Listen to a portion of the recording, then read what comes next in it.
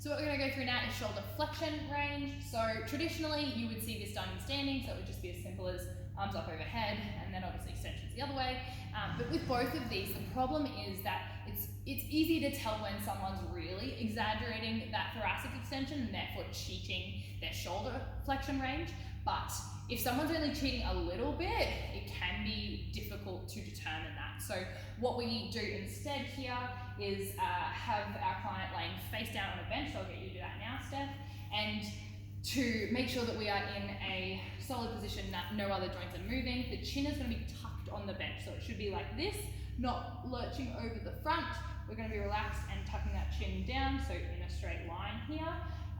And if you are going to eyeball this, if you don't have a gurney and you're not going to use an image app, you can also see sort of is the arm as a general guide below, in line with or above the earlobe, which is also why we want to make sure that she's stable in this position, because if she's kicked up, that's obviously going to change what we're looking at.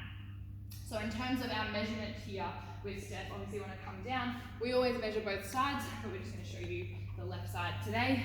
So with our goniometer, we're going to go mid-axilla, so middle of the armpit, and so you would just gauge that sort of her shoulder, middle of the armpit will be here. If we put the goni right on her skin, and then if you move your arm up for me, it moves with it. So what we want to do is just hover it off, and note that obviously this is going to move. So if I start here, and we know that our other, I guess our non-moving arm is going to be greater trough, so it's going to be there.